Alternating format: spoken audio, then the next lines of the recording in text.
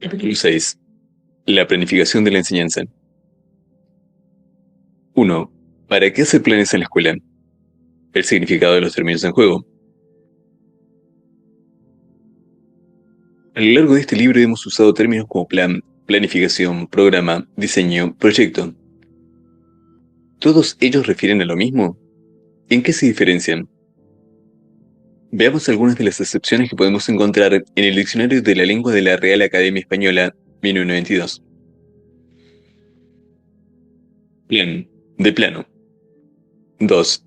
Intento, proyecto, estructura. 5. Representación gráfica de un terreno o de una construcción. 6. De estudios. Conjunto de enseñanzas y prácticas que, con determinada disposición, han de cursarse para cumplir un ciclo de estudios u obtener un título. Planificación. 2. Plan general, científicamente organizado y frecuentemente de gran amplitud, para obtener un objetivo determinado, tal como el desarrollo económico, la investigación científica, el funcionamiento de una industria, etc. Programa. Del griego programa, pro, adelante, y grama, escritura. Prógrafo. Anunciar por escrito. 2. Previa declaración de lo que se piensa hacer en alguna materia u ocasión. 4. Sistema de distribución de las materias de un curso o asignatura que forman y publican los profesores encargados de explicarlas. 7. Proyecto ordenado de actividades. 8. Serie ordenada de operaciones necesarias para llevar a cabo un proyecto. Proyecto. Del latín proiectus, la acción de extenderse y arrojar hacia adelante. Representado en perspectiva. 4. Designio o pensamiento de ejecutar algo. 6. Primer esquema o plan de cualquier trabajo que se hace, a veces como prueba antes de darle forma definitiva. Diseño. Del italiano disegno. Traza. Delineación de un edificio o de una figura. 2. Descripción o bosquejo de alguna cosa, hecho por palabras. Estos términos, bastante usuales en el campo de la enseñanza, nos muestran un interesante cruce de significados. En primer lugar, encontramos la representación como característica común a todos ellos. En segundo lugar, la posibilidad de anticipación y, en tercer lugar, el carácter de prueba o intento. 1. La cualidad de representación que incluyen estos términos se expresa del siguiente modo. El plan es una representación gráfica. El origen de la palabra iguala plan a plano. La representación gráfica de un terreno. El diseño es una descripción hecha con palabras, y podemos pensar las palabras en lugar de las cosas. Tendríamos así la representación de las cosas a través de las palabras. Por su parte, el proyecto es una representación en perspectiva, temporal o espacial. 2. En el plan está también la posibilidad de anticipación, pues un plan es un intento o proyecto de realizar una cosa. Proyecto es, en su origen latino, la acción de extenderse y arrojarse hacia adelante, como los proyectiles.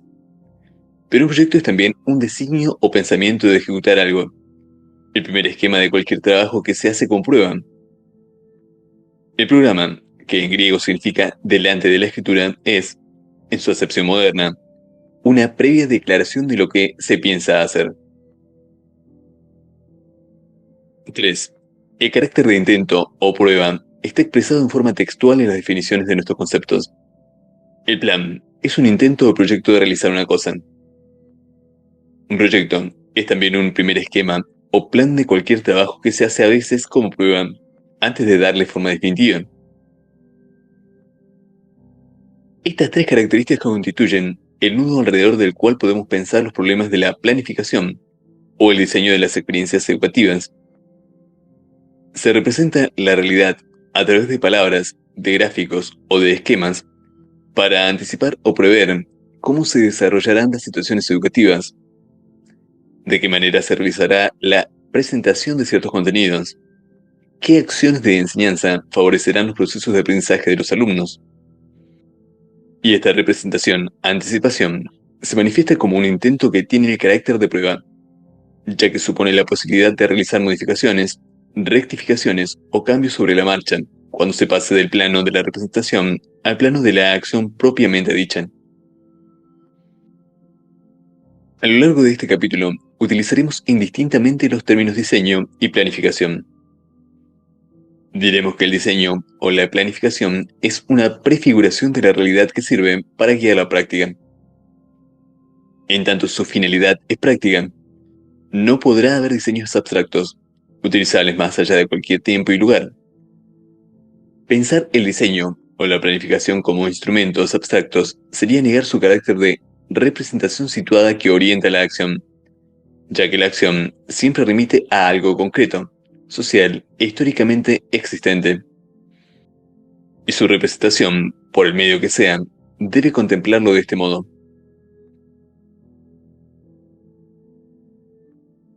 Diferentes formas de planificar. En todo tipo de prácticas, donde se buscan finalidades, se realizan planes, diseños y planificaciones. Desde la lista de las compras en el supermercado hasta la planificación de la gestión de una empresa, ponemos en juego estrategias de ordenamiento de los elementos implicados y de las acciones posibles. Se toma en cuenta cómo es la realidad y se busca plasmar esta de alguna manera aunando la representación y la anticipación.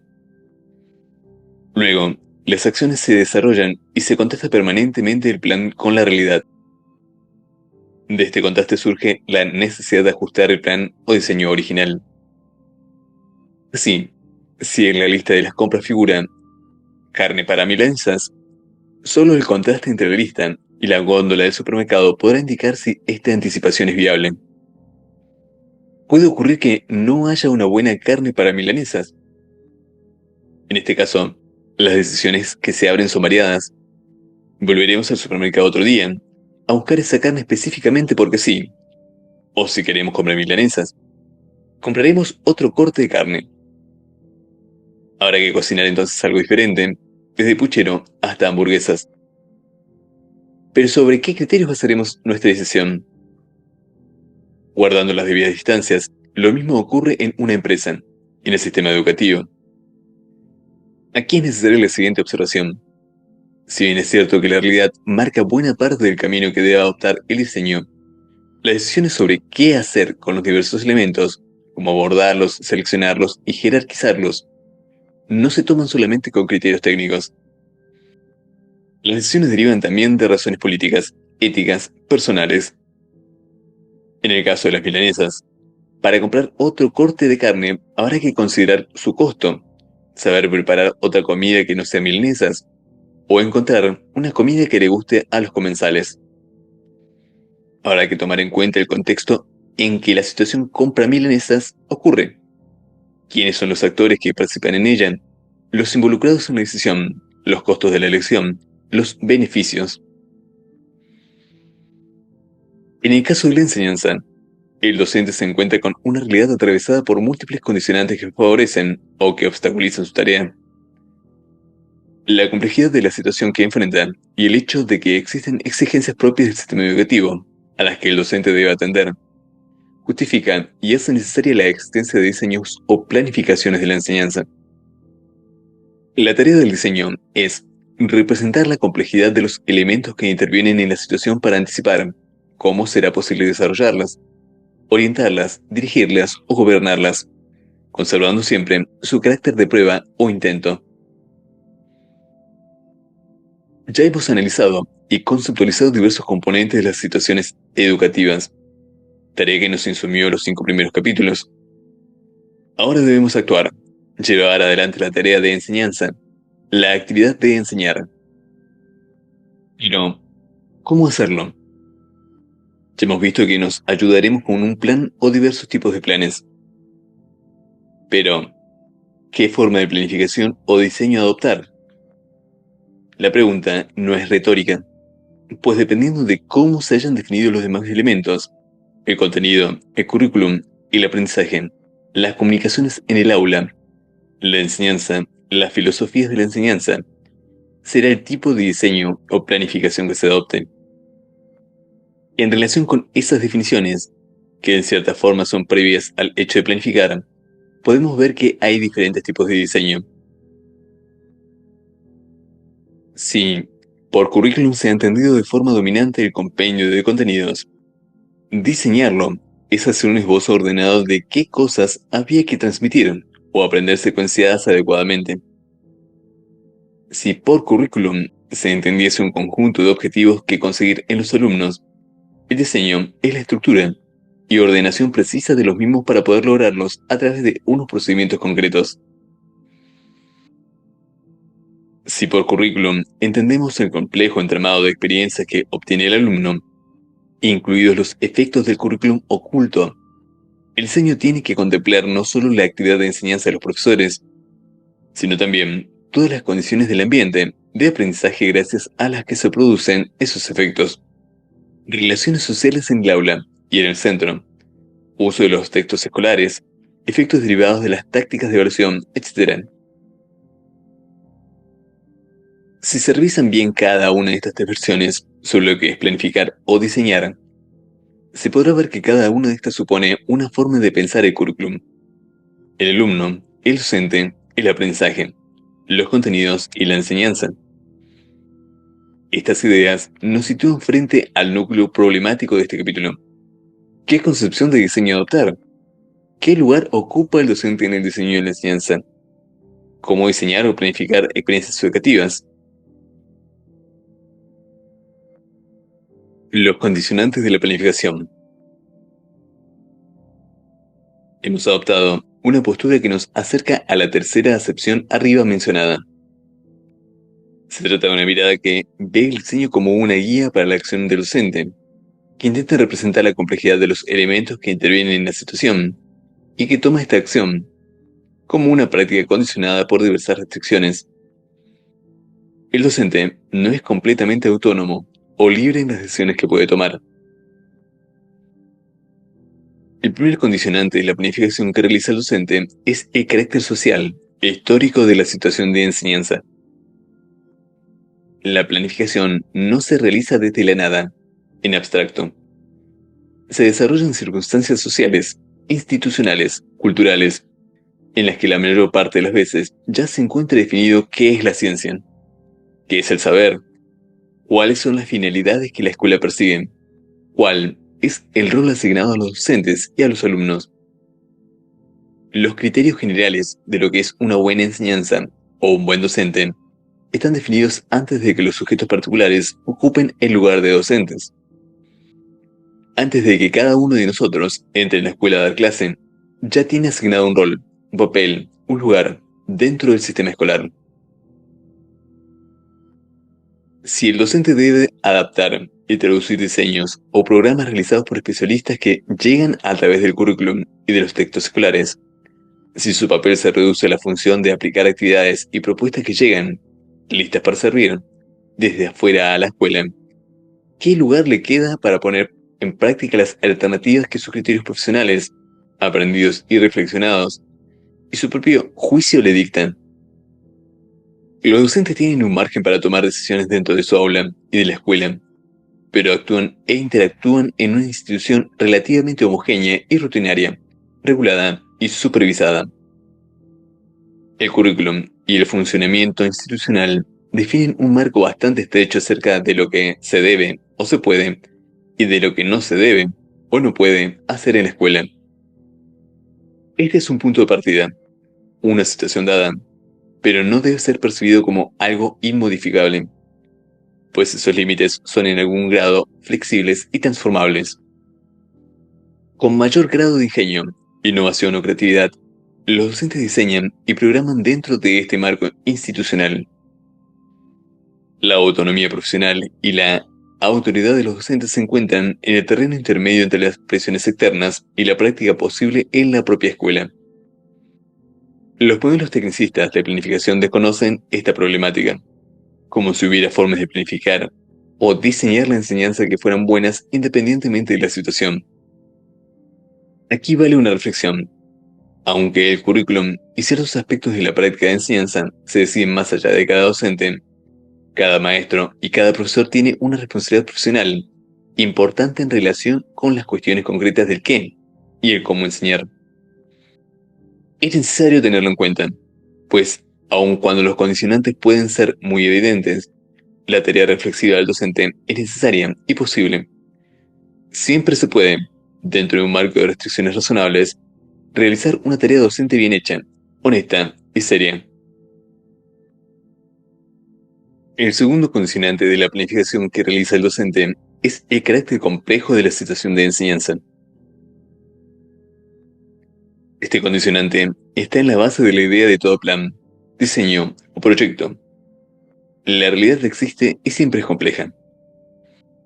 A partir del conocimiento, parcial y provisorio, que se tiene, de ella se prepara un plan, una representación, que si bien permite prever y anticipar, nunca se ajustará completamente a la realidad que intenta describir y modificar. La situación de enseñanza no puede ser simplificada para responder a un modelo, por los siguientes motivos. La enseñanza se anticipa o dirige, fundamentalmente, a partir de ideas reguladoras. Los docentes en ejercicio responden a las situaciones y planifican su tarea orientados por ideas muy generales, por intuiciones, por imágenes de cómo comportarse, por criterios personales, por supuestos filosóficos, y no por leyes exactas o por teorías precisas. Las situaciones de enseñanza son multidimensionales y complejas. Son muchas las tareas que el docente debe hacer, y cada una de ellas se vincula con dimensiones y aspectos distintos. Elementos personales, materiales, culturales, afectivos, organizativos y sociales. Además, la enseñanza comprende acciones tendientes hacia objetivos muy variados y de desigual complejidad. Las situaciones de enseñanza se presentan de manera simultánea e inmediata. Las tareas que un docente debe conducir simultáneamente son variadas y ocurren al mismo tiempo. El docente puede prever cursos de acción, tareas en sus rasgos generales, pero buena parte de su acción está regida por la inmediatez de las decisiones que tiene que tomar constantemente. La enseñanza es una actividad en cierta medida impredecible. La práctica del docente en el aula no puede predecirse completamente, pues son muchos los factores que intervienen en una situación de diálogo, en la conducta de un alumno o en la de todo un grupo. La mayoría de las cosas que nos proponemos lograr con los alumnos son de naturaleza compleja. Son interpretables de manera diversa. Prestar atención a estas cuestiones es lo que nos ha permitido caracterizar la enseñanza como una actividad a la vez artística y política. La gran pregunta es, ¿cómo relacionar el carácter único y hasta cierto punto imprevisible de la práctica con la necesidad de contar con criterios y principios de acción que nos sirvan para no inventar o improvisar constantemente? Más adelante intentaremos acercarnos a algunas respuestas al respecto. El tercer condicionante de la planificación que realiza el docente se relaciona con los distintos niveles de decisiones y de diseño que funcionan en el sistema educativo. Los actores que intervienen en el sistema educativo asumen determinados roles y toman decisiones según el nivel en que se encuentran. Identificamos 4 grandes niveles o instancias de decisión y de planificación. Revisar lo visto en el capítulo 1. La macropolítica y la administración del sistema educativo. En este nivel, nacional, jurisdiccional o regional, se regula el currículum y se deciden los contenidos y las materias que estudiarán los alumnos. También se homologan los títulos y se organiza el trabajo de las escuelas. En este nivel, se toman decisiones respecto del perfil del sistema educativo, su estructura, la especificación de sus áreas, los contenidos mínimos, los horarios. La institución. En este nivel se desarrolla el proyecto de cada escuela, que se encuentra condicionado por los lineamientos del nivel macropolítico, pero que asume particularidades propias. En el nivel institucional se suelen tomar decisiones en relación con la metodología a seguir, las actividades generales a realizar, la coordinación de contenidos, el agrupamiento de los alumnos, la evaluación y la exigencia, la provisión y uso de los materiales, la disposición de espacios, la evaluación de la institución, el uso del tiempo, la distribución de responsabilidades entre los docentes y la relación con la comunidad. La situación de enseñanza. Al desarrollar su trabajo, el docente debe tomar decisiones en relación con las metas o objetivos a alcanzar, la selección y la secuenciación de los contenidos, las actividades que propondrán, el tipo de presentación de los contenidos, los materiales que necesitarán, la producción que les exigirá a los alumnos, la participación que propondrá en sus clases, la evaluación. Los textos y los materiales de enseñanza. Los textos, las guías y los materiales que están a disposición o que son accesibles para los docentes influyen muy fuertemente en la tarea de planificación. Por ejemplo, los textos escolares seleccionan y organizan los contenidos, los secuencian y concretan sugerencias de actividades. Como se puede ver, hay distintos niveles de decisión, diseño y planificación de qué y cómo enseñar. En los capítulos 1 y 2 hemos analizado el nivel macropolítico. En la parte final del capítulo 3 planteamos ciertas cuestiones relacionadas con el nivel institucional. En este capítulo nos centraremos solo en el nivel de planificación y diseño del docente en el aula. Si bien el docente se inserta en una situación y en un rol que predetermina muchas de las acciones y las decisiones que debe tomar, hay un espacio de diseño y planificación que le es propio y en el que el profesional de la enseñanza es irreemplazable. Este espacio puede ser amplio o sumamente restringido, según sean las decisiones que hayan sido tomadas en otras instancias, las condiciones del trabajo docente y los recursos de que disponga la escuela para llevar adelante la tarea de pensar y organizar la práctica de enseñanza.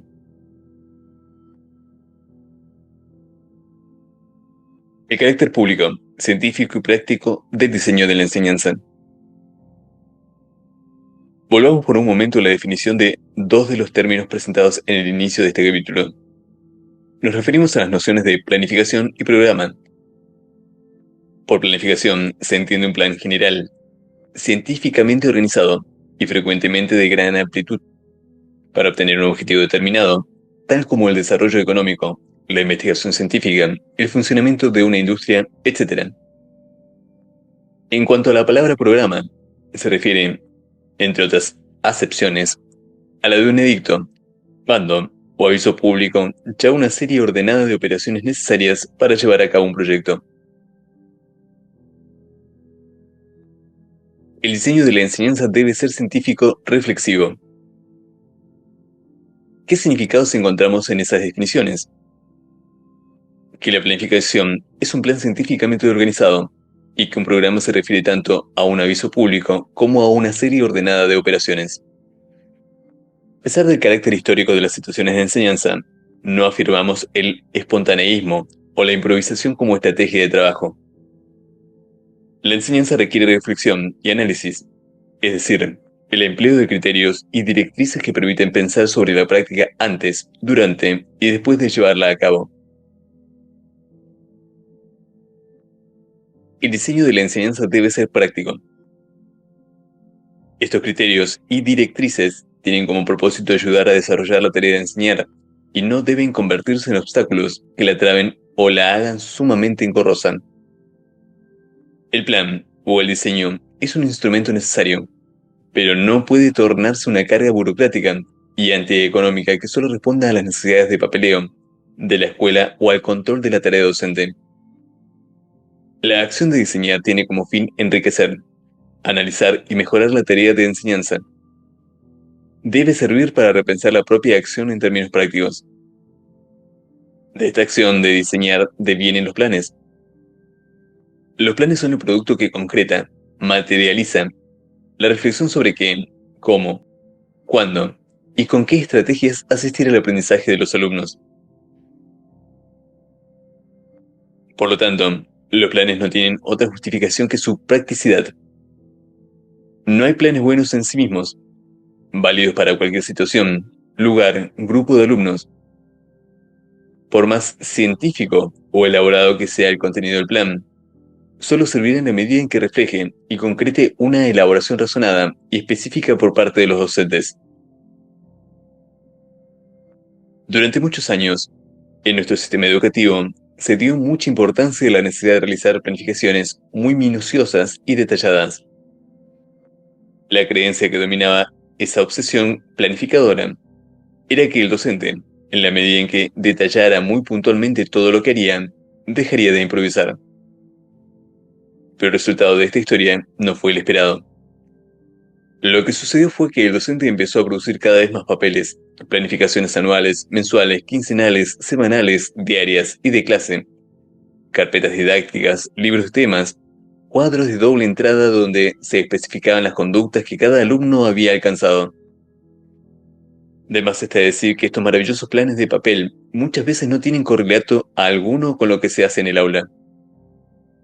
Así, en vez de preocuparse por reflexionar para mejorar la enseñanza, los maestros tuvieron que ocupar su escaso tiempo libre, disponible para llenar planillas. Los planes son utilizados no por su función práctica respecto de la enseñanza, sino como un mecanismo de control por parte de los directivos. Hechos de esta naturaleza han ocurrido, y aún ocurren en muchas instituciones escolares, donde las planificaciones formales, con un formato que debe ser cuidadosamente respetado, ocupan mucho tiempo y energía, pero no facilitan ni enriquecen la tarea de enseñanza. La planificación es un acto eminentemente práctico. Se orienta en función de la acción y su objeto se realiza en la práctica. La planificación, como los mapas, deben ser representaciones útiles del rigor de la ciencia. En aquel imperio, el arte de la cartografía logró tal perfección que el mapa de una sola provincia ocupaba toda una ciudad, y el mapa del imperio, toda una provincia. Con el tiempo, esos mapas desmesurados no se satisficieron y los colegios de cartógrafos levantaron un mapa del imperio, que tenía el tamaño del imperio y coincidía puntualmente con él. Menos adictas al estudio de la cartografía, las generaciones siguientes entendieron que ese dilatado mapa era inútil, y no sin impiedad lo entregaron a las inclemencias del sol y de los inviernos. Y los desiertos del oeste perduran despedazadas ruinas del mapa, habitadas por animales y por mendigos. En todo el país no hay otra reliquia de las disciplinas geográficas. Suárez Miranda, Viajes de varones prudentes, libro cuarto, capítulo 14, Lérida, 1658. De la lectura de este breve cuento y del cruce con el significado de los términos planificación y programa, surge la necesidad del basamento científico y reflexionado de todo diseño. Pero la sensación que nos queda es que este carácter metódico, sistemático y científicamente fundamentado del diseño no debe convertirse en un obstáculo. El plan es necesario y requiere del conocimiento de psicología, de la disciplina de enseñar, de una estrategia de enseñanza, también de un modo de ordenamiento. Pero hacer planes no debe convertirse en una actividad antieconómica, carente de sentido.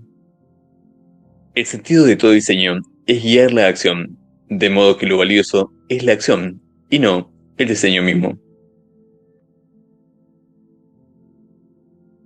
El diseño de la enseñanza debe ser público. Tercera característica que queremos destacar. El diseño de la enseñanza no es un acto estrictamente privado. Si bien puede realizarlo un feliz docente en soledad, debe estar abierto al intercambio y la discusión. No somos partidarios de que el docente convoque a una reunión de padres antes de realizar cada plan. Solo queremos llamar la atención sobre ciertas cuestiones. ¿Quiénes participan del diseño y de la planificación? ¿O quiénes no participan? ¿En qué participan? En nuestro sistema educativo, la actividad de planificar está planteada, tradicionalmente, como un acto individual que realiza cada maestro o cada profesor para organizar las actividades de enseñanza que desarrolla con un grupo de alumnos o enseñando una asignatura. Pero esta forma de hacer planes no es la única forma existente. Se puede planificar por grado en forma individual, con otros docentes del mismo año, con otros docentes de la misma área, con otros docentes del mismo ciclo, con los docentes de materias especiales, con otros docentes en función de un proyecto especial que abarque distintos años, con todos los docentes de la institución, con los padres y, ¿por qué no?, con los alumnos. Claro está que en cada instancia se pueden discutir, acordar o planificar distintos tipos de acciones, de diverso alcance o complejidad. Lo cierto es que, si la escuela quiere que exista una cierta coherencia en los mensajes de la enseñanza, no debería dejar librada al buen entender e iniciativa de cada docente la acción de diseñar y planificar. De allí puede entenderse el carácter público, abierto a la discusión y al debate, de la planificación. Debemos pensar que planificar es un acto de gobierno y de control sobre los otros. Es un proceso de toma de decisiones que involucran la vida de los demás. Decir esto no implica quitarle al docente la responsabilidad central que le cabe en esta tarea. Simplemente es un modo de recordar que los demás implicados en el asunto también tienen cosas para decir y aportar.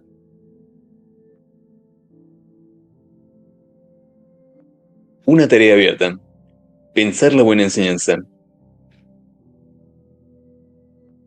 Hemos dicho que lo que importa es la acción, no la planificación misma. Esta proposición nos permite salir de las propuestas tecnicistas que elaboran planes más allá de los docentes, de los chicos, de las circunstancias sociales e inclusive de las décadas. La pregunta que se nos impone ahora es: ¿cómo planificar una buena enseñanza? ¿Cómo organizar una enseñanza en la cual los docentes deben transmitir mensajes, pero tomando en cuenta la existencia de diversos otros, los alumnos, sus saberes previos, las demandas de la vida social, los padres, el currículum? ¿Cómo pensar estrategias para apoyar y luego retirar a tiempo ese apoyo a los alumnos? Exprofeso, hemos evitado dar una definición de lo que, a nuestro juicio, es una buena enseñanza. Las pistas están a lo largo de todo el libro, algunas en forma explícita, otras se esconden bajo una sugerencia, otras una pregunta. Las escuelas y los equipos docentes deben reconstruir aquello que consideran una buena enseñanza. No es algo que pueda ser comprado, ni debería ser impuesto desde afuera por ninguna autoridad educativa. En todo caso, es una noción, una idea reguladora que se va armando en nuestras cabezas y en nuestros corazones, tras muchas lecturas, errores, idas y venidas, discusiones, experiencias, éxitos y fracasos. No queremos, ni podemos, brindar ninguna fórmula al respecto. Podríamos acercarnos a esta definición de la buena enseñanza diciendo que es aquella que enseña bien algo bueno, tanto en el sentido epistemológico de la acepción, que sea pertinente desde el punto de vista científico, que se encuentre validado por la ciencia, como en un sentido ético-social y personal, que sea ética y moralmente justificable su enseñanza en relación con el ideal del mundo y de hombre que se quiera transmitir. Podemos decir que una buena enseñanza es aquella que es eficaz en la tarea de brindar buenas ayudas para el aprendizaje. Algunos libros pueden decir que la buena enseñanza es transmitir lo más fielmente posible una selección de nociones científicas actualizadas. Otros dirán que el objetivo primordial de una enseñanza es lograr que los niños piensen y actúen como lo hacen las autoridades de cada campo o actividad social. Los científicos, los artistas, los tecnólogos, los deportistas. Algunos sostendrán que la buena enseñanza pasa por el ejercicio ético y por el despliegue de un modelo de personalidad. Otros, quizás, sostendrán que la clave reside en ofrecer oportunidades de experimentar la cultura elaborada.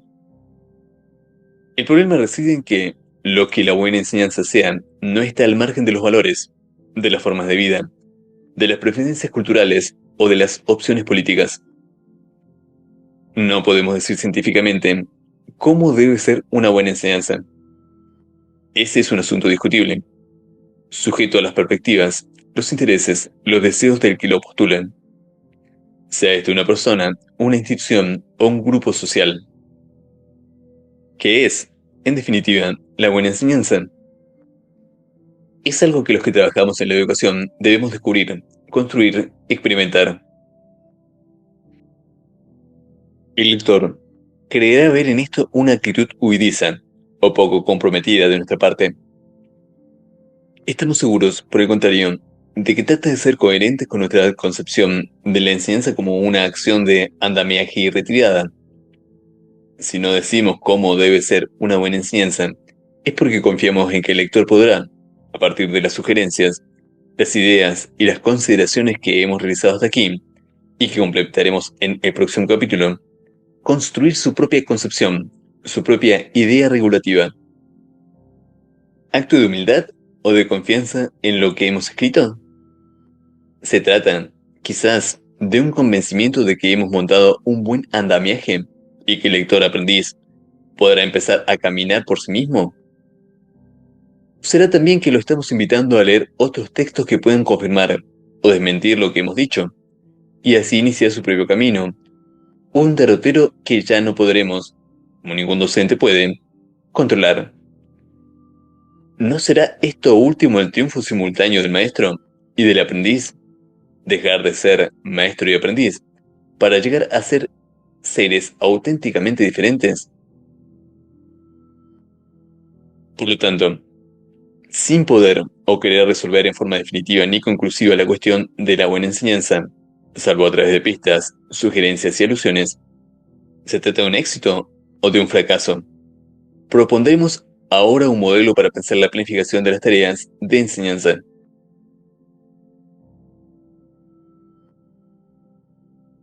Un modelo básico. Las variables de la planificación de la enseñanza. Si el programa es la serie ordenada de operaciones necesarias para llevar a cabo un proyecto, lo que intentaremos definir ahora son sus variables. Estas variables son las cosas o aspectos de la realidad en las que debemos pensar si queremos planificar y desarrollar una actividad sistemática de enseñanza. Cualquier diseño de la enseñanza debe tomar en cuenta una serie de cuestiones o variables. A continuación, enumeramos y describimos 8 cuestiones o variables básicas. Podrían ser más o podrían ser menos. Se trata de convenciones útiles para pensar la acción. Las variables con las que el docente puede trabajar para diseñar la enseñanza son: A. Las metas, objetivos o expectativas de logro. B. La selección de los contenidos, contenido. C. La organización y secuenciación de los contenidos, contenido. D. Las tareas y actividades. E. La selección de materiales y recursos. F. La participación de los alumnos. G. La organización del escenario. H. La evaluación de los aprendizajes. A. Las metas, objetivos o expectativas de logro. Las metas u objetivos aluden a la intención con la que se llevan a cabo las acciones. Actúan como guía orientadora. Son aspiraciones que se proponen. Las metas y los objetivos suelen aludir a aspiraciones más bien concretas, puntuales, más relativas a la tarea cotidiana del docente. Las finalidades y los propósitos, en cambio, se refieren a aspiraciones más amplias, más generales y, por tanto, mucho más básicas. Estas finalidades suelen ser definidas por los responsables políticos de los sistemas educativos, pero deberían responder a las finalidades que el conjunto de la sociedad plantean como compartidas y necesarias. En el camino que conduce al logro de las grandes finalidades se van realizando las pequeñas metas que hacen posibles a las primeras.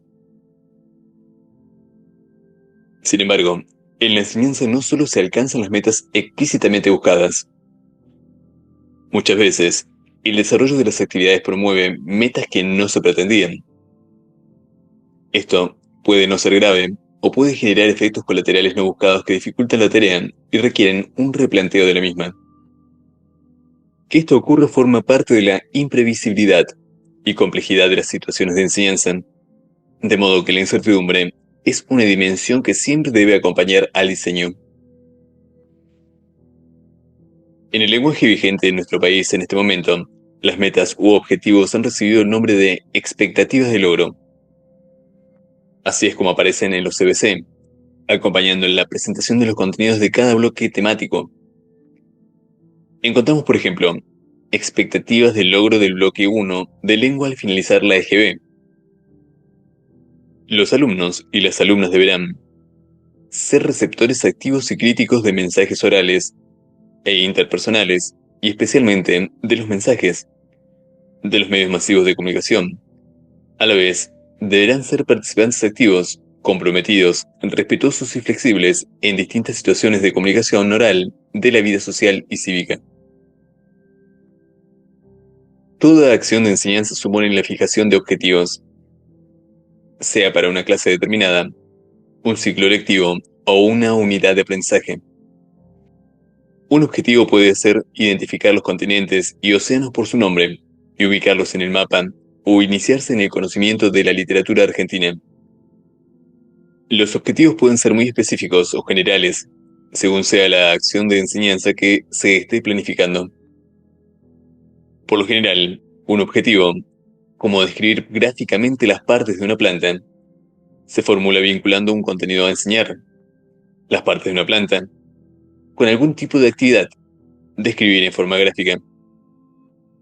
Aquí debemos recordar que, como hemos planteado en el capítulo 5, toda situación de enseñanza supone la existencia de un problema para el aprendiz, algo que el aprendiz es capaz de resolver si recibe la ayuda y el contenido necesario para enfrentarlo.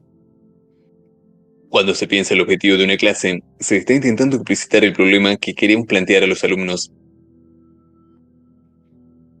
Hay muchas maneras y diversas técnicas para formular objetivos precisos y útiles.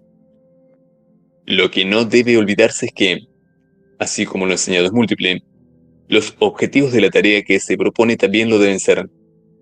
Puede que el maestro no los formule por escrito, o que no los piense de manera explícita, pero son objetivos que están actuando y que se intentan alcanzar. Que los alumnos trabajen en forma individual de manera eficiente o que realicen sus trabajos de acuerdo con ciertas pautas de orden y de acuerdo con ciertas convenciones.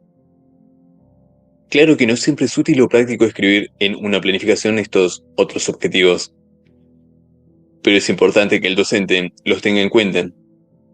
Puede anotarlos en una libreta para recordarlos durante la clase, puede reflexionarlos previamente, puede plantearlos a los alumnos para que los conozcan y expresen su acuerdo o presenten sugerencias, etc.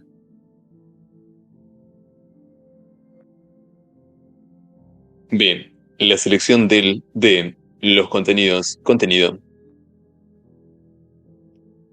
La selección del contenido a enseñar que realiza el maestro es necesaria porque es imposible, o no es conveniente presentar a los alumnos absolutamente todos los contenidos, tal y como están delineados en el currículum. Y aunque sean muy exhaustivas, las directrices curriculares no pueden determinar el contenido preciso de los temas, las aplicaciones y las actividades que serán objeto de enseñanza cotidiana. Para realizar la selección de los contenidos que efectivamente se quieren presentar a los alumnos, los docentes deben tener un conocimiento profundo de los mismos.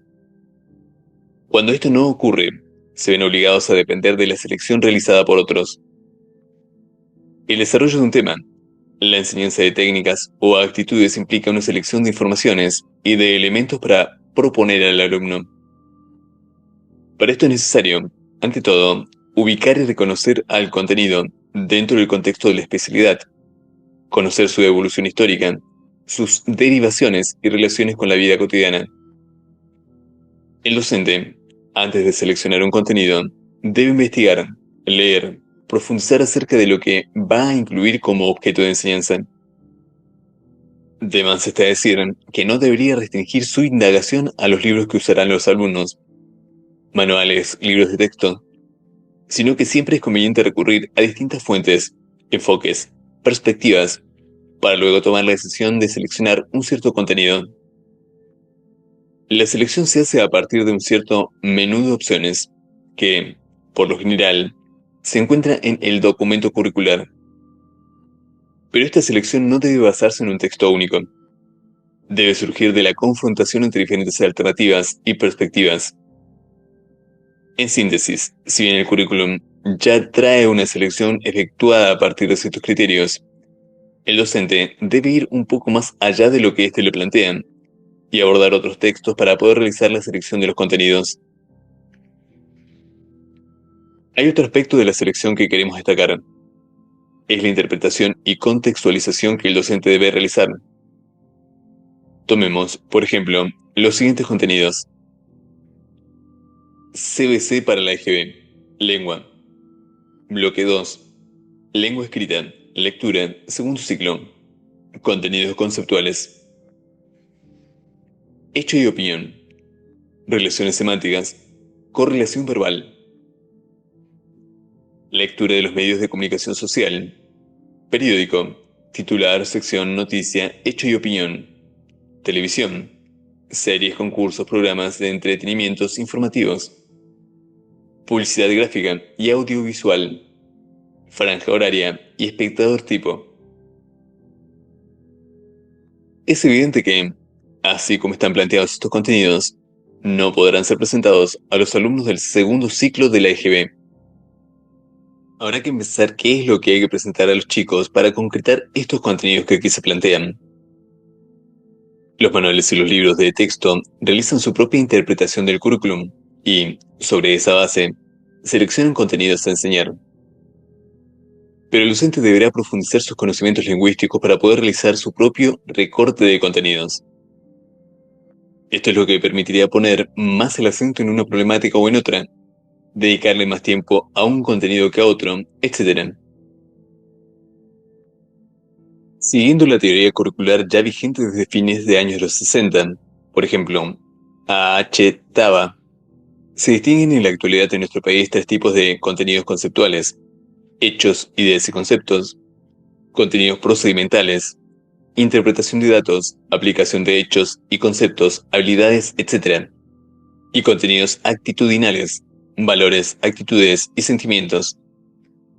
Siguiendo con el ejemplo anterior, a los contenidos conceptuales enunciados más arriba les agregamos ahora CBC para la EGB, lengua, bloque 2, lengua escrita, lectura, segundo ciclo, contenidos procedimentales, empleo de estrategias lingüísticas de lectura, reconocimiento de la estructura textual, identificación de elementos nucleares y periféricos, discriminación informativa, jerarquización de la información,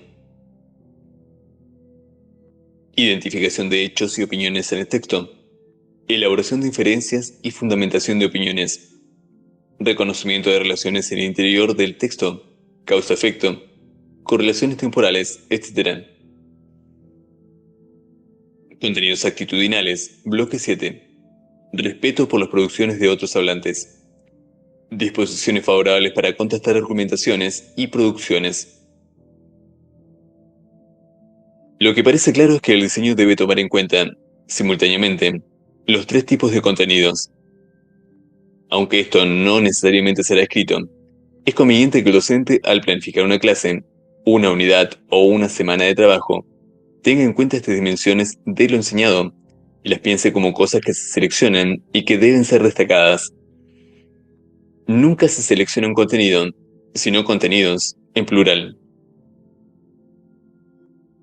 La precisión y delimitación de los contenidos, lo que generalmente se llama el alcance de los contenidos, depende sobre todo del tiempo disponible para desarrollarlo. El tiempo escolar siempre es insuficiente frente al cúmulo de conocimiento existente, y por eso el tiempo afecta a la selección de contenidos que se realizan.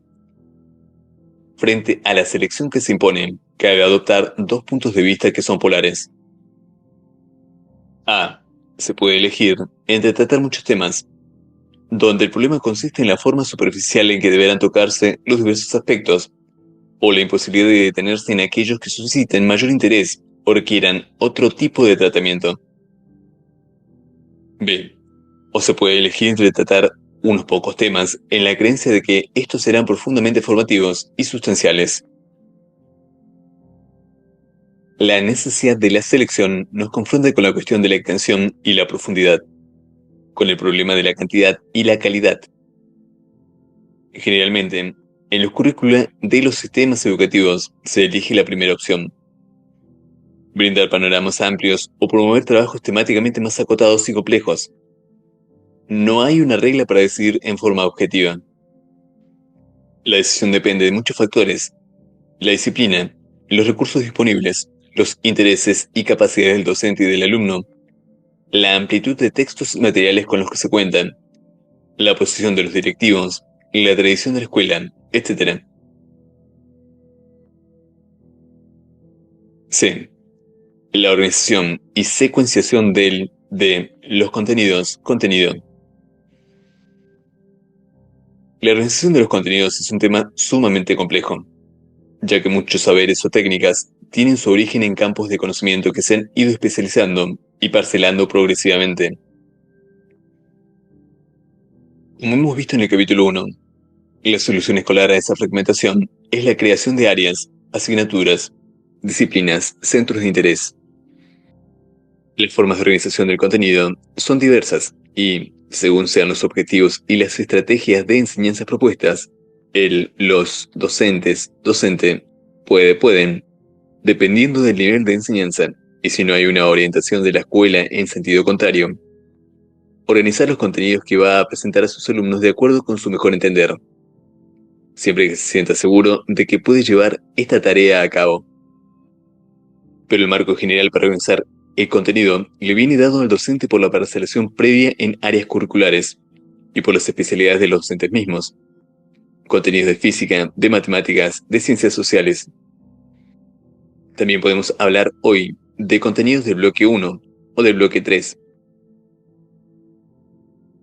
Cuando tenemos un único docente que desarrolla todas o varias áreas curriculares, como es el caso de los docentes de primero y segundo ciclo de EGB, este tiene mayor libertad para organizar y ordenar en el eje temporal, secuencia, los contenidos, estableciendo las relaciones entre ellos.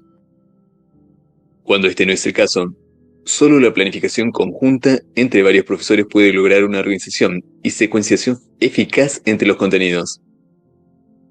El trabajo en equipo y la organización escolar exigen de una coordinación en materia de contenidos. Esta coordinación puede trabajar sobre la secuencia, contenidos que se siguen de un año a otro, la organización, contenidos que se tratan en cada área, y la integración, contenidos que se trabajan en forma simultánea o conjunta entre dos docentes o áreas.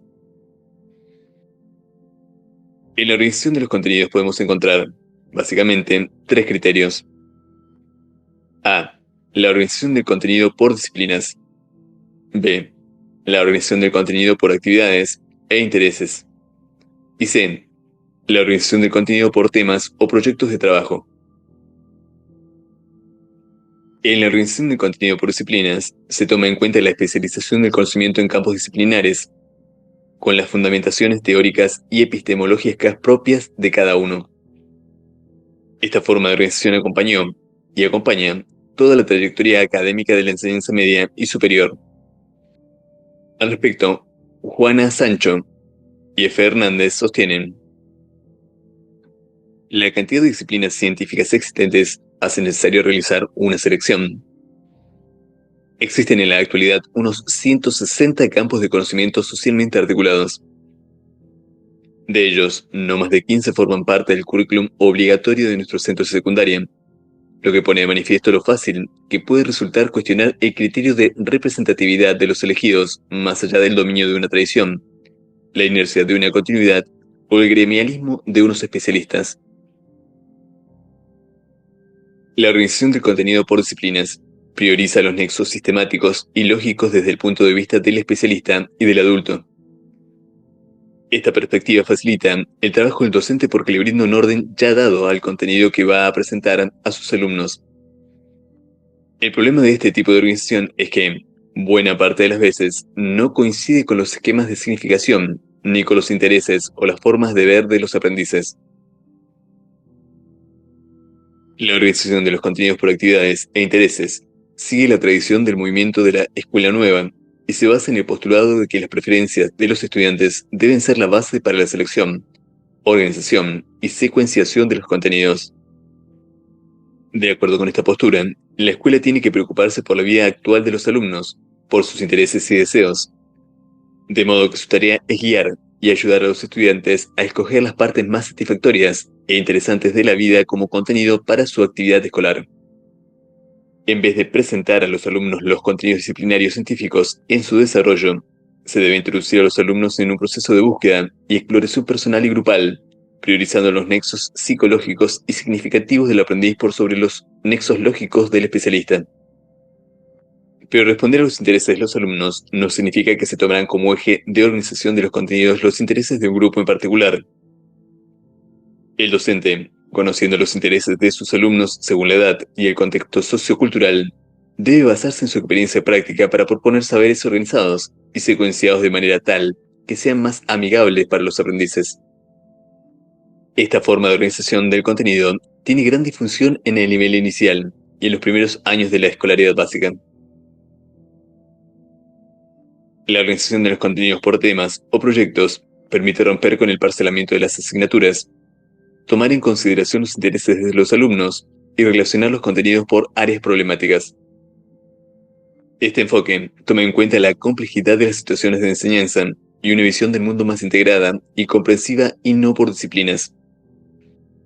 En vez de presentar a los alumnos los contenidos disciplinarios científicos en su desarrollo, se debe introducir a los alumnos en el proceso de investigación, en temas o problemas de debate social, contaminación, racismo, crisis de la ciudad, superpoblación, priorizando los nexos socialmente significativos como forma de reconstruir el conocimiento.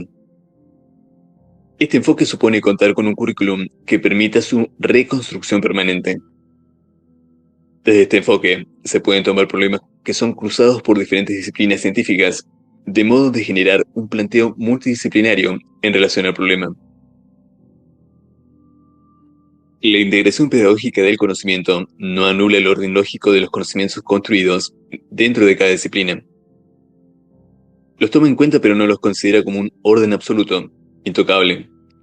Busca presentar los contenidos de la forma más adecuada para favorecer un aprendizaje significativo. Si volvemos ahora sobre la cuestión de la secuencia de los contenidos, esta puede ser de asignaturas o materias. Física 2 va después de Física 1. De grandes bloques, el surgimiento del mundo moderno va antes de la Segunda Guerra Mundial. De temas específicos, fracciones antes que decimales. De grupos de conceptos, de principios, de habilidades específicas. Los siguientes son los tipos más usuales de secuencias, tal como aparecen en la programación de las situaciones de enseñanza. El mundo real. La secuencia del contenido reflejará las relaciones espaciales, temporales o de atributos físicos que se producen en el mundo real. Por ejemplo, las partes de las plantas siguiendo una cierta disposición en el espacio, acontecimientos históricos secuenciados cronológicamente, clasificación de objetos según sus cualidades físicas. Las relaciones conceptuales. La secuencia del contenido reflejará las relaciones entre los conceptos siguiendo una estructura lógica. Para entender un concepto se deberá haber entendido el concepto inmediato anterior en la cadena lógica. Por ejemplo, la secuenciación de la matemática responde a este criterio, ya que es donde más claramente se transparenta la fuerza de la disciplina. La indagación. La secuencia del contenido reflejará la lógica y los métodos de investigación en cada disciplina o área de pensamiento. La lógica del aprendizaje. La secuencia del contenido se realiza en función de alcanzar aprendizajes cada vez más complejos, dejando de lado la lógica propia de las disciplinas. Se toman en cuenta los problemas relacionados con el grado de dificultad del contenido, la internalización del contenido, los saberes previos que son necesarios, la experiencia anterior, etc. La utilización del aprendizaje. El contenido se secuenciará en relación a los problemas propios de cada contexto. Así, se puede enseñar primero una cosa que se necesita usar en lo inmediato, para alguna aplicación o necesidad práctica.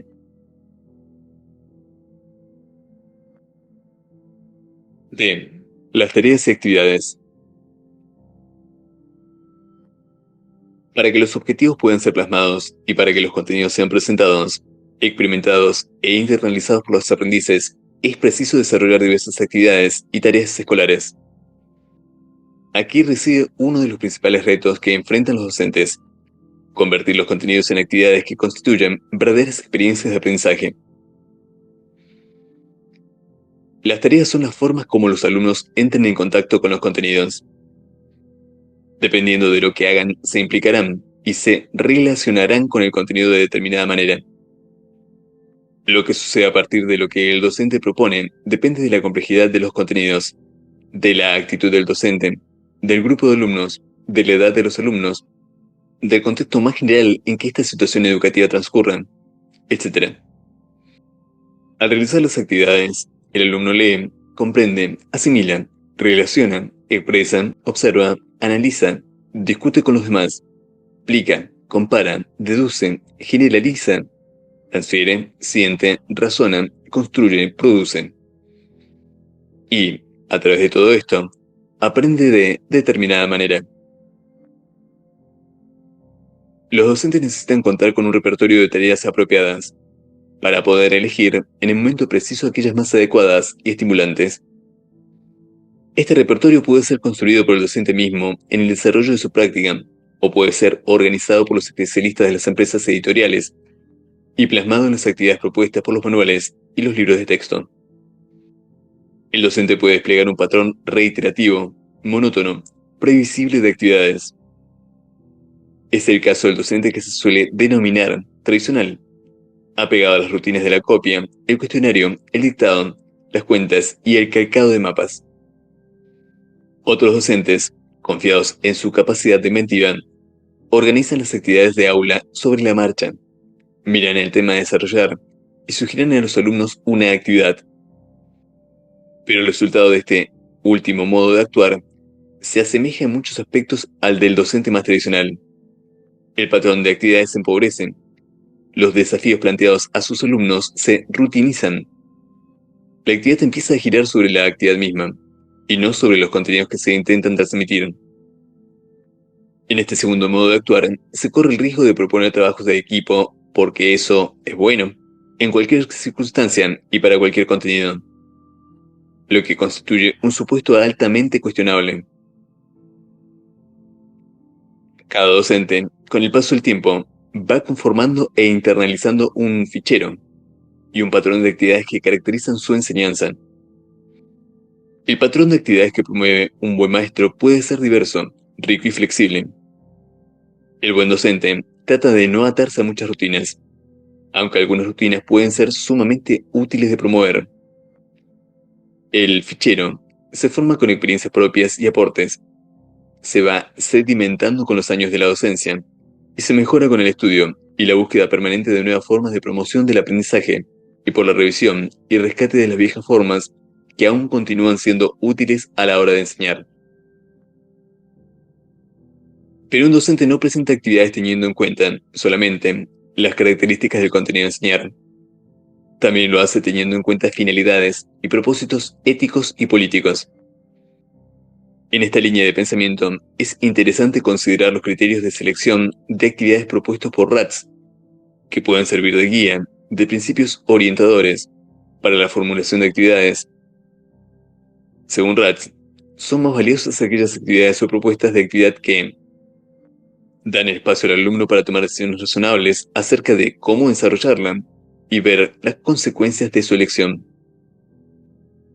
Promueven el desempeño de un papel activo por parte del alumno, investigar, exponer, observar, entrevistar, participar en simulaciones, etc., en lugar de ocupar un papel pasivo, escuchar, rellenar fichas, participar en discusiones rutinarias con el docente, etc.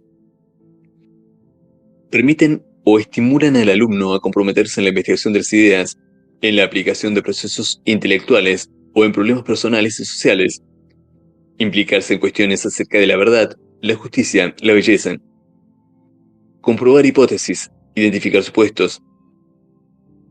Las actividades planteadas de esta manera manifiestan una intencionalidad modelizadora por parte del docente y contribuyen a la formación más general del alumno, más allá del contenido puntual de que se trate. Implica al alumno en una relación amplia y diversificada de contacto con las realidades, tocar, manipular, aplicar, examinar, explorar, construir, superando el pintar, escribir y narrar como opciones únicas. La actividad se volverá más significativa si, en ella, los alumnos se implican con diferentes intereses y niveles de capacidad. Imaginar, comparar, clasificar o resumir son tareas que no imponen normas de rendimiento y que permiten la producción de resultados diversos y divergentes. La actividad debe permitir y estimular en los alumnos el examen de las ideas o los procesos intelectuales ya existentes para que puedan establecer nexos con situaciones nuevas. de modo de establecer continuidades entre lo ya aprendido y lo que se puede aprender. La actividad tendrá más valor educativo si les exige a los alumnos detenerse, reflexionar y examinar temas o aspectos en los que la mayor parte de las personas no se detienen y que además son abordados de manera fragmentaria y caótica por los medios de comunicación. Los problemas de género, desigualdad social, responsabilidad hacia los semejantes, guerra, paz, etc. La actividad debería llevar a la aceptación consciente del riesgo, la posibilidad del fracaso, de la utilidad de la crítica y la existencia de la incertidumbre que obligan a salirse de caminos transitados, ya probados. La actividad será más valiosa si le permite al alumno volver sobre su esfuerzo inicial, si le permite rever, repensar, revisar y perfeccionar lo ya hecho, por contraposición a aquella actividad que solo requiere completar algo ya dado, sin dar un lugar a la crítica, al error o al perfeccionamiento progresivo. La actividad debería permitir al alumno controlar lo que va haciendo, como forma de autorregulación, a través de la aplicación y dominio de reglas significativas. La actividad debería darle al alumno la oportunidad de planificar y participar con otros en el desarrollo y en los resultados de la tarea misma. La actividad tendría que incluir los intereses de los alumnos, de modo que estos se comprometan personalmente en ella. A la consideración de los principios de RATS, podemos incorporarle aquellas otras cuestiones que debemos tomar en cuenta en el momento de formular las actividades. Es necesario formular las actividades, las tareas y las rutinas escolares en coherencia con los fines generales de la educación que se dicen buscar. Es preciso analizar si la actividad es la más adecuada para promover la internalización de determinados contenidos. Deberán considerarse los procesos de aprendizaje de los alumnos que se quieren estimular por medio de esa actividad. Es preciso considerar la motivación que la actividad puede despertar y el significado que puede adquirir para los alumnos.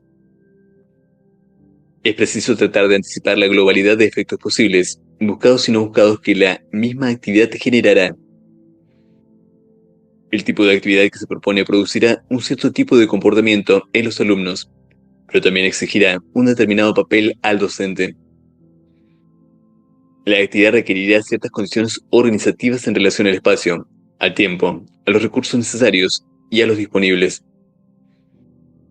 La actividad planificada deberá establecer conexiones con otras actividades previas y dejar abiertas las puertas para las actividades siguientes. Al comenzar un curso, una unidad o un tema nos preguntamos: ¿las actividades generadas permiten analizar los conocimientos previos de los alumnos? ¿Plantean el conocimiento de forma que sea significativo? ¿Son adecuadas al nivel de desarrollo de los alumnos? ¿Constituyen un desafío abordable para los alumnos a partir de sus competencias actuales? ¿Ayudan a provocar un conflicto en sus formas habituales de pensar, actuar o sentir? ¿Estimulan el fortalecimiento de la autoestima y el autoconcepto en los alumnos? ¿Los ayudan a adquirir habilidades relacionadas con el aprender a aprender?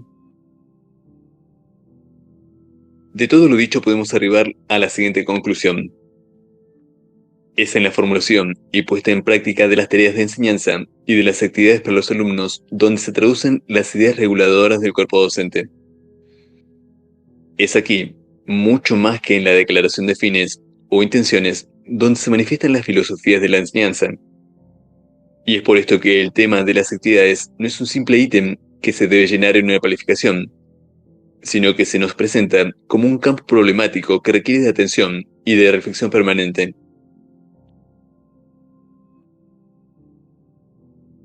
E. La selección de materiales y recursos. La presentación del contenido a los alumnos requiere soportes sobre los que los alumnos realizarán las actividades. Estos soportes son herramientas materiales y simbólicas que permiten la expresión y el desarrollo de habilidades cognitivas, prácticas y afectivas. El recurso más utilizado en la institución educativa es también el más utilizado fuera de la escuela: el lenguaje. El lenguaje hablado o escrito es el medio principal a través del cual el conocimiento y la sensibilidad se construyen, almacenan y expresan.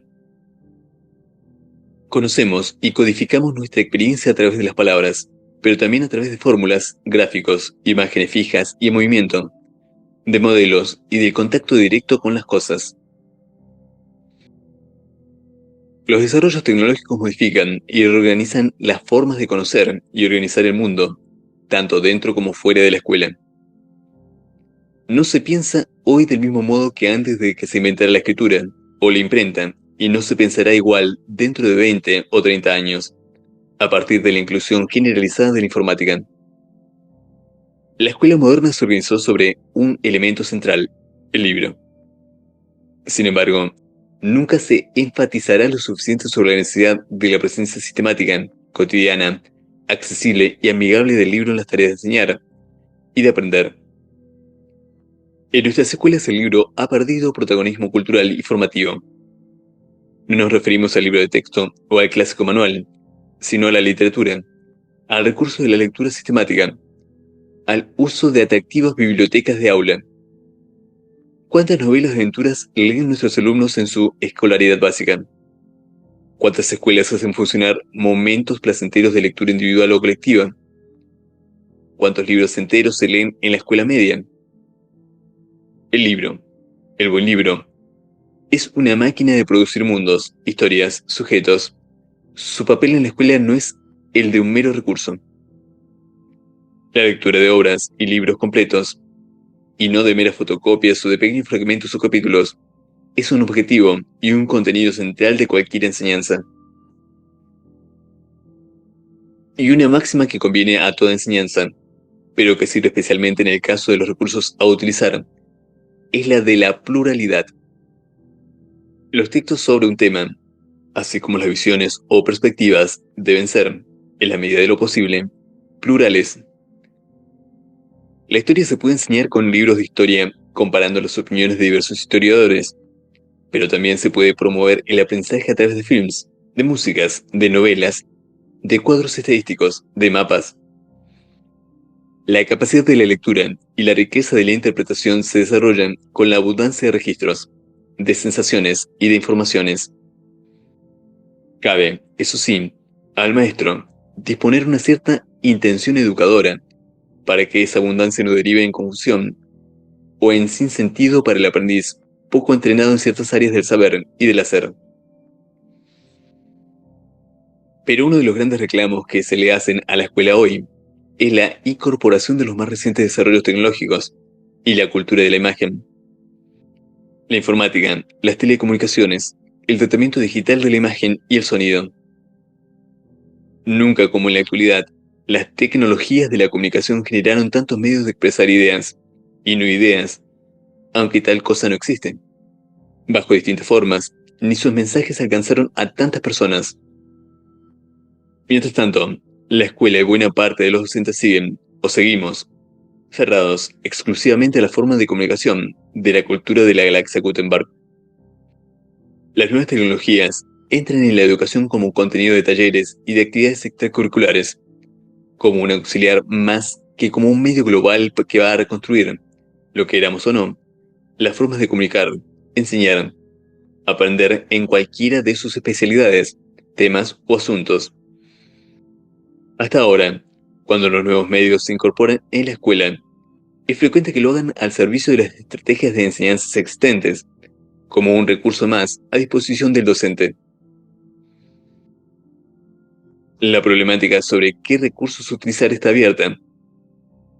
Dependerá de las características propias del contenido, de las finalidades que se persigan, de lo disponible, de lo que los alumnos deseen. Pero debemos saber que la adopción misma de un recurso u otro dará un cierto encuadre a la actividad y al contenido mismo. Es imposible de separar continente y contenido en lo que refiere a la utilización de los recursos. El soporte mismo es parte del contenido. Enseñar historia usando la televisión y el video, o recurriendo solamente al texto escrito, brinda a los alumnos dos tipos de acercamiento totalmente diferentes, a partir de los cuales se puede juzgar la aversión o la atracción por el conocimiento histórico.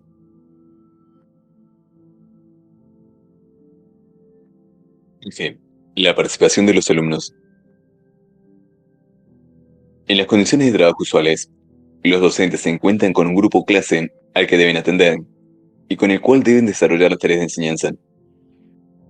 Generalmente, el docente no tiene el tiempo ni los recursos disponibles para realizar una tarea de seguimiento muy personalizada de cada alumno en cada una de las actividades. La búsqueda de puesta en práctica de estrategias individualizadas se encuentra lejos de las prácticas habituales dentro de nuestro sistema educativo, y quizás lejos también de sus posibilidades materiales. El docente debe, por lo tanto, abordar la diversidad de su alumnado y la individualidad de cada aprendiz a partir de estrategias que le permitan atender a la variedad sin remitir a casos individuales. Así, por ejemplo, es conveniente que las tareas no sean siempre las mismas ni idénticas para todos los alumnos. Trabajar sobre un mismo contenido en equipos variables con diversas actividades permite dar cuenta de esa diversidad de capacidades e intereses. También puede ser útil generar consignas y formas de trabajo que los alumnos puedan seguir solos, independientemente del docente, con guías de aprendizaje o proyectos individuales, de modo que éste pueda ir acompañando a cada uno cuando presente dificultades, orientando la tarea en los casos puntuales, mientras todo el grupo la está realizando. Pero también es necesario señalar la importancia de promover el compromiso del estudiante, en la medida de sus posibilidades y de su edad, en el diseño, la ejecución y la evaluación de la tarea. Si este compromiso personal y grupal existe y se trabaja de manera explícita, el clima de trabajo y la convivencia empiezan a formar parte de la tarea misma.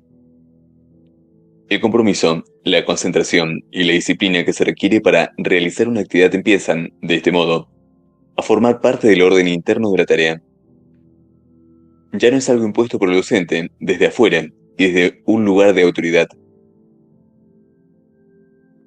La participación de los alumnos no significa que estos son los que van a decidir lo que se va a aprender o no en el aula.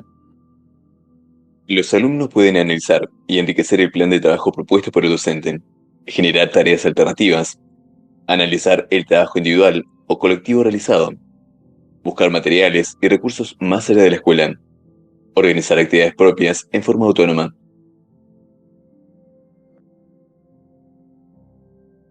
G. La organización del escenario. La actividad de enseñanza ocurre dentro de un escenario definido por el tiempo disponible para la tarea, el espacio en que se desenvolverán y el agrupamiento o la forma en que estarán distribuidos los alumnos dentro de ese espacio.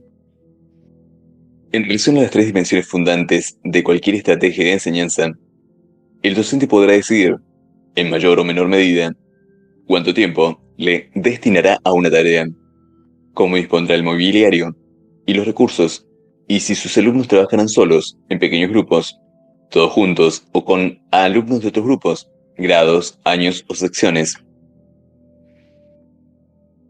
Los factores institucionales y materiales, la cantidad y el tamaño de las aulas, la disponibilidad de espacios alternativos, el equipamiento, inciden fuertemente en las decisiones respecto del uso del tiempo, del espacio y la forma de agrupamiento de los alumnos. No sería igual la organización de las actividades si el docente cuenta con dos módulos de 40 minutos obligatoriamente seccionados por un recreo, que se cuenta con uno de 80 dentro del cual puede disponer libremente de interrupciones en la actividad. Si los pupitres están atornillados al piso, será difícil cambiar la disposición espacial y relacional dentro del aula. En cuanto al agrupamiento de los alumnos, el docente deberá considerar que hay tareas que es conveniente realizar de manera individual, en pequeños grupos o en grupo total, dependiendo del contenido, la homogeneidad o heterogeneidad del grupo, el nivel de conocimientos, etc. Los agrupamientos pueden ser fijos y permanentes, o flexibles y circunstanciales, dependientes del tipo de tarea que se realice. Podemos decir, a grandes rasgos, que los agrupamientos fijos tienden a crear estereotipos en los miembros que los componen. El caso de los grados A, B y C, que agrupan alumnos según su rendimiento, o las hileras o las filas que agrupan a chicos con problemas de disciplina. Los agrupamientos flexibles tienen como ventaja que permiten que los alumnos jueguen distintos roles, según su capacidad, su interés y que se acostumbren a funcionar con diferentes compañeros de trabajo. En el grupo clase total, se pueden desarrollar actividades como clases expositivas, exposiciones, asambleas y debates. Pero este grupo clase puede dividirse para realizar tareas puntuales en equipos de trabajo o pequeños grupos, en los cuales puede promoverse la autorregulación de la actividad y la discusión, que siempre se ven favorecidas en los agrupamientos más restringidos. También pueden realizarse actividades en forma individual, así como el trabajo en pequeños grupos favorece la discusión y la generación de consenso entre los alumnos, y el trabajo con el grupo clase permite la exposición de los temas de un modo más general. El trabajo individual permite la apropiación y evaluación de las capacidades personales, con todos los matices y variaciones posibles. No debemos dejar de tener presente que el aprendizaje es un proceso intersubjetivo, pero que se afirma también como un fenómeno intrasubjetivo, personal.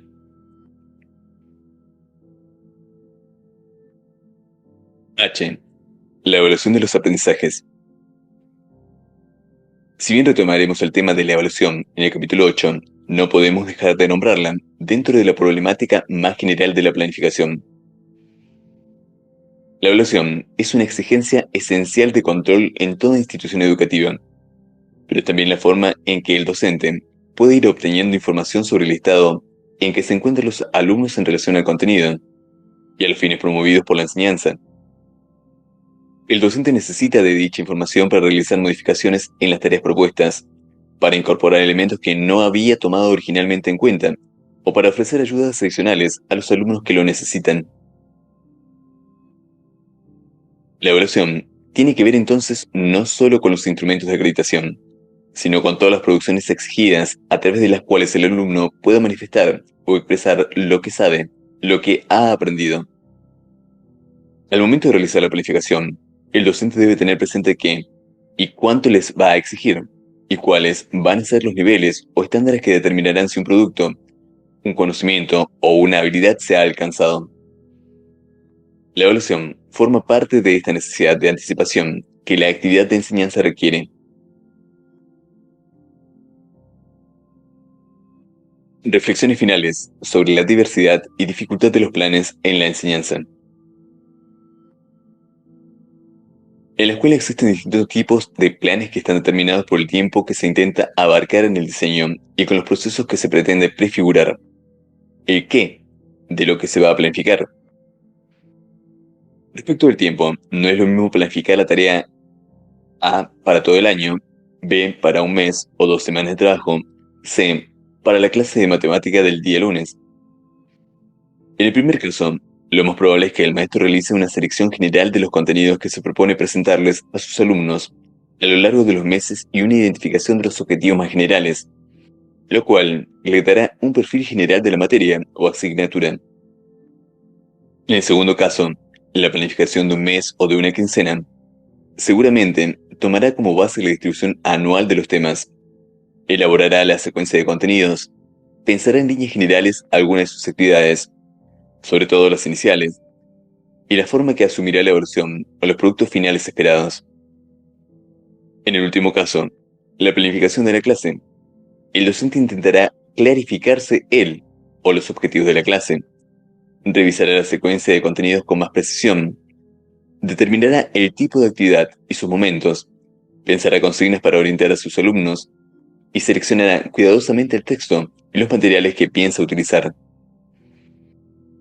Respecto de lo que se planifica, los planes varían si se trata de diseñar o coordinar una unidad de aprendizaje, una actividad conjunta entre distintos grados, o los contenidos a desarrollar en el segundo ciclo para el área de matemáticas. La relevancia de las variables mencionadas y las cuestiones que habrá que precisar en cada caso irán variando. Los planes, cuando se los piensa como operaciones prácticas, como concreciones escritas o mentales de un determinado raciocinio o estrategia de enseñanza, deben ser diversos. Por eso no hemos brindado fórmulas, modelos o planillas para la planificación anual, de unidad o de clase. Hemos intentado explicitar una serie de criterios que el lector, en el ejercicio de la tarea, podrá ir ajustando, mejorando, concretando en instrumentos que le vengan bien a la medida de sus intenciones como educador. Frente al gran cúmulo de cuestiones abordadas, un estudiante de profesorado podría decirse: ¿qué estoy haciendo yo acá? Calma. La enseñanza es una actividad compleja, pero no es una actividad imposible de realizarse ni de realizarse bien. La tarea de reflexión sobre la actividad en sí de enseñanza es importante, ya que nos permite conocerla para poder actuar e interactuar cada vez mejor. En esto, será de gran ayuda el momento de la planificación. De cara a los múltiples condicionantes y las situaciones de enseñanza, el currículum y el cuerpo de contenidos, las diversas filosofías de la enseñanza o ideas reguladoras, la evaluación que deberá hacerse de los alumnos, los ritmos de trabajo impuestos por el contexto social e institucional, el diseño de la práctica de enseñanza nos servirá de guía, de eje vertebrador, y nos permitirá pensar una y otra vez sobre nuestra propia tarea, como un puente sutil tendido entre la provisionalidad del conocimiento y la incertidumbre de la situación educativa. El diseño y la planificación constituyen un momento y una herramienta para afirmar nuestra condición de enseñantes. Es nuestra hipótesis de trabajo que, seguramente, hemos de ajustar en un futuro.